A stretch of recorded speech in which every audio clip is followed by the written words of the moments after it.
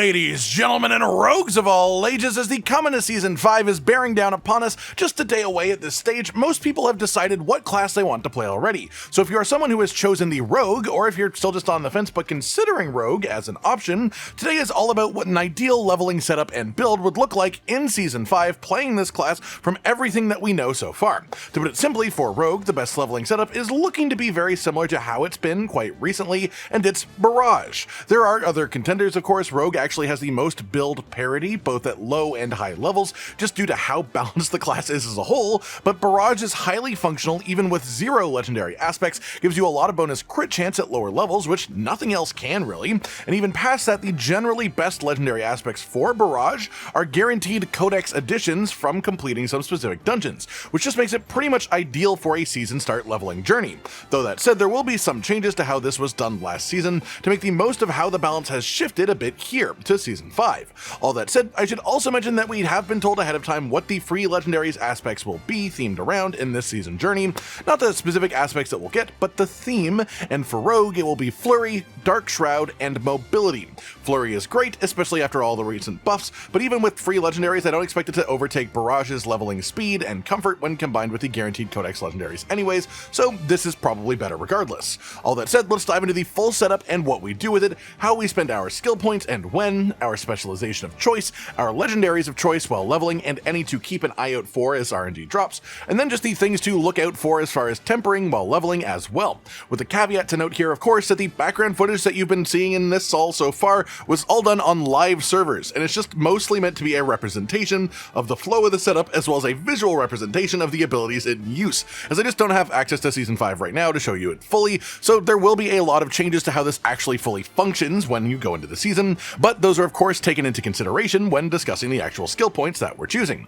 Starting off then with the skill tree then, for your basic skill, as usual, you're going to want Puncture. It's just incredibly good. It's not necessarily the be-all end-all of basic skills anymore at higher levels, but for leveling especially, it is really hard to argue against. And we also take its enhancement just so we can unlock the core node cluster as early as possible, in which we're going to be grabbing Barrage as well as Enhanced Barrage before going back to get Fundamental Puncture, which just lets us apply Vulnerable with Puncture by hitting more than one blade of the 3 blades that this now throws on one enemy at a time. Back to Barrage then, this is our main core skill. It fires out a number of arrows that have a chance to ricochet each one when it hits an enemy. The actual enhancement, the base one, gives it an increased chance up to 100%, so it's guaranteed to ricochet if the arrow hits a vulnerable enemy, which we just got access to from Fundamental Puncture, or if you critically strike an enemy. And that's where this synergizes even further, because then we grab Advanced Barrage. Whenever a single cast of Barrage ricochets at least 4 times, your next cast of Barrage gains 20% increased critical strike chance. And this, of course, does stack back to back, so you basically, once you get rolling, you will just have this extra 20% crit chance as a constant on this skill, which is a lot more crit chance than anyone else can have for the investment of 6 skill points. It's actually sort of insane. Then we unlock our mobility skills for the build. The actual cluster is now available, and for this, you actually just want Shadow Step specifically. Both this and Dash are actually reasonable options here. You can choose between them. They are basically personal choice, but Shadow Step gives you an unstoppable trigger to break out of CC at the cost of a bit of mobility from Dash. Then we just want to stick a bunch of points back into Barrage up here as your main skill to boost the damage up significantly. So we bring this up to max, and then you unlock the Subterfuge cluster. Here we're going to be starting with Dark Shroud as well as its enhancement, and then also countering Dark Shroud here too. And the main reason for this is that it gives you a decent amount of just base damage reduction while it's active. It gives you bonus movement speed from the enhancement, and the chance to not be consumed, of course, is also great within the new season. And the final enhancement here gives us another bonus crit chance when you have at least 1 Dark Shadow active. So now we have 30% crit chance just from our skills alone. And it's worth mentioning this is 10% crit chance in Season 5, not 8%, so the tooltips are still from Season 4, but the way I'm talking about them is the Season 5 versions. Then we're going to be grabbing Smoke Grenade, which is just so heavily buffed in Season 5 compared to what it is right now. Not only gaining damage on the ability itself, but complete reworks of the enhancements, and the one that we'll be taking here is of course the base one, which makes enemies hit by Smoke Grenade take increased damage. This is just really good, but then we'll also be taking Countering Smoke Grenade. What this does on the live servers is sort of okay. What this does in Season 5 is it's going to reduce the cooldown of this skill by 5 seconds if it hits an elite or a boss. It has a 13-second cooldown by default. The effect of smoke grenade's damage boost lasts for 5 seconds after you hit things with it. Factor in the cooldown reduction from this against bosses and elites, and it will only be inactive for 3 seconds between casts, which makes it really good for relatively frequent burst damage that you can purposefully cycle with your imbuement timing as well. On which note, that unlocks the imbuement node cluster, and here is where we're going to be picking up our proper 6th skill, Cold Imbuement, to make our actual casts apply chill buildup and also freeze, obviously, if you get enough chill. Then we want to pick up just immediately 3 ranks of Frigid Finesse, and this combos beautifully with that imbuement. It gives us bonus damage to chilled enemies, but double that bonus damage against frozen enemies, which we do, of course, also cause. Past that, we want to be taking Cold Imbuement's enhancement for lucky hit, vulnerable application chance, but mostly just so we can get mixed Cold Imbuement for 20% bonus damage to crowd-controlled enemies, 40% against frozen. So again, just really stacking our crowd-controlled damage bonuses up here, which will apply to every enemy in the game that isn't a full-on CC immune boss, and even then, you will stack up a lot of crowd control effects on them so that you build up their stun bar, and when they're stunned, they count as being affected by every crowd control effect, which means you do massive bonus damage to them. It's also worth mentioning that specifically when doing the Capstone dungeons, these will be the main times that you will ever come across a boss while leveling that needs some actual attention, and for those, you actually just sort of want to swap Cold Imbuement off to Poison Imbuement, and the Poison passives, of course, just for a lot of bonus single target damage that you wouldn't otherwise want outside of that scenario. You switch it for those specific fights, and then switch back afterwards, just to make us less reliant on CC. As simple as that. Then we round back and put 3 ranks into the Weapon Mastery passive over here for 12% increased damage as a multiplier against vulnerable enemies if you are using a bow, or 15% increased crit damage if you are using a crossbow, and at least while leveling, crossbow is ideal for that exact reason. But both bonuses here are extremely solid and applicable to this build. After that, we go and take 1 rank of Exploit over here, which lets us take 3 ranks of the Malice passive, which gives you a bunch of bonus damage to vulnerable and knockdown enemies within the new patch. It's not just vulnerable enemies. And then we round back to Shadow Step to pick up its enhancement, as well as Discipline Shadow Step, which again is going to be changing in Season 5, where now it will be a guaranteed stun when it hits an enemy, and it will always give you a 3-second cooldown reduction. It doesn't require a specific type of enemy or an enemy that you haven't hit before. It will just do a stun and a 3-second cooldown reduction guaranteed. So now this will be available every 6 seconds for both unstoppable procs and for movement. Then we go back and put a second point into Exploit for even more damage to healthy and injured enemies, and that is the exact amount of points that we need to unlock our key passives. Here, what we're going to be taking is quite simple now that the victimized bugs have actually been fixed, so it's no longer double dipping as hard, and now it's quite clearly, especially for this setup, Precision, because it also gains extra stacks of the effect from when you get critical hits. We have extremely high crit chance compared to pretty much any other leveling build that exists, and so we take advantage of this key passive extremely well. This then also gives you further guaranteed crits, as well as a bunch of bonus crit damage on those shots that trigger the bonus, again just stacking well with what we're already after anyways. Then we're going to be going back to take our 3rd rank of Exploit just to finish that passive off, then 3 ranks of Precision Imbuement just for a bit of bonus critical strike chance on our imbued skills, which is nice. Crit is a main part of this build, so this just helps add to that. Then we take 3 ranks of Stutter Step for bonus movement after we get crits. Again, we have very high crit chance for our level, and so this will just be pretty much constantly active for a bunch of bonus movement speed, which is lovely while leveling too to make it easier to get from enemy to enemy.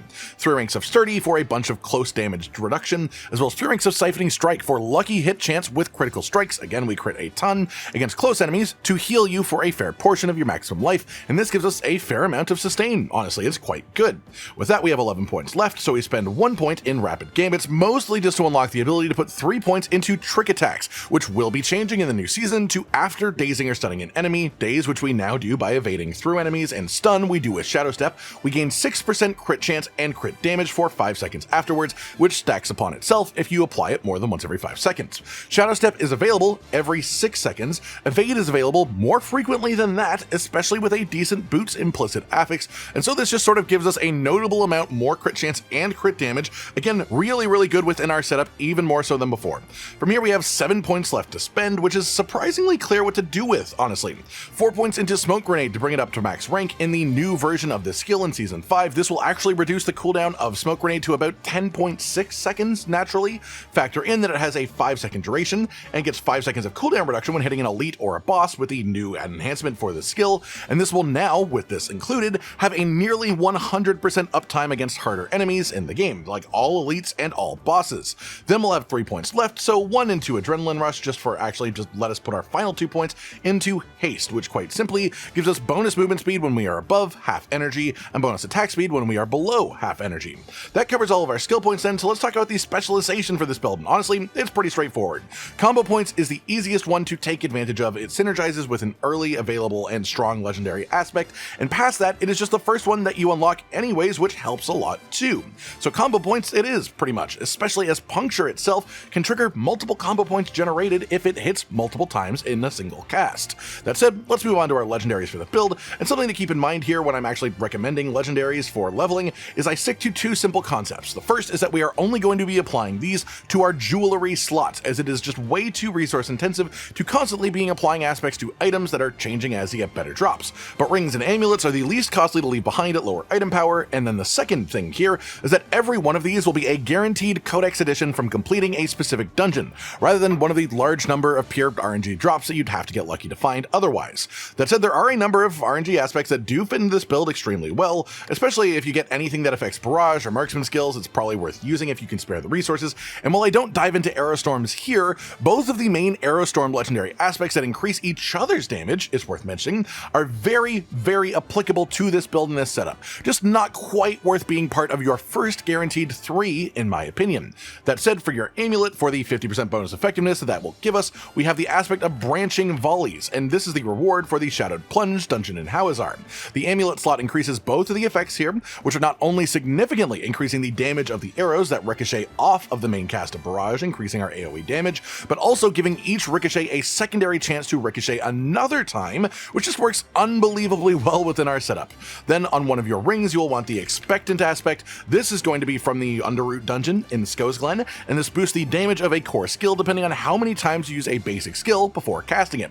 Depending on the enemies and luck that we have, that will be 1 to 3 casts for us by default because of combo points, and so this stacks extremely well with our pre-existing playstyle of spamming Puncture until we use barrage, for an up to 30% damage increase on full combo barrage with a high roll.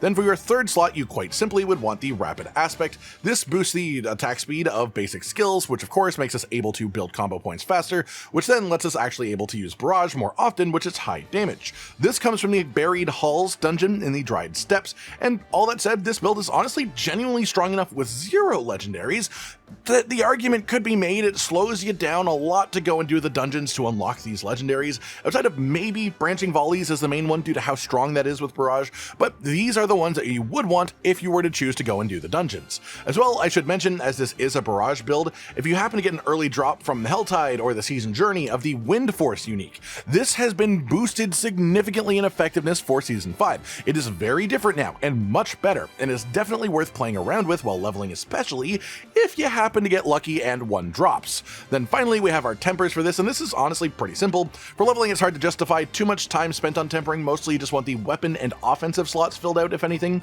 and for weapons it's clearly just bonus projectile chance with barrage cast for pretty obvious reasons, and then for offense it's either damage to close enemies or critical strike damage, depending on which tempering manual you have found at a higher rarity when you're applying them. That just about does it for all the things that you need to know actually for this to put the build together then. So how about how to play it? Well, we sort of went through it a little bit already earlier, but basically you want to use Puncture until you have 3 combo points, then Shotgun Blast a full cast of barrage into the biggest enemy nearby's face, ideally with them also being vulnerable first so that it gets the guaranteed ricochets. Shadow Step is mostly a movement and safety tool for breaking CC, but you can use it on cooldown against stunnable targets to trigger bonuses from our Trick Attacks passive once you have that added in as well. Dark Shroud you just want active all the time. It's a damage reduction, a movement speed increase, and a critical chance increase too. Smoke Grenade pretty much on cooldown as well, but especially you want to use this against elites or bosses as it will reduce its own cooldown against those. Then Cold Imbuement you again want to use pretty much on cooldown, and it would be absolutely ideal if you can overlap this with Smoke Grenade for the damage bonus that gets too. That's pretty much it, honestly. Again, the main thing to keep in mind here is for specifically the Capstone dungeon bosses at the very end, you may want to do a swap over to Poison Imbuement instead of Cold just for those fights, but everything else in this is pretty universal as far as the build goes. While leveling, you have tons of CC, tons of speed, good sustain and defense, and just incredibly good damage as well. I hope you've all enjoyed this then, and I hope you enjoy your journey well through leveling up in Diablo 4's Season 5, especially as a rogue, and if you choose to use this build on the way up too. Like if you liked the video, subscribe and hit the notification bell for more, and most importantly, ladies and gentlemen, until next time, stay sweet.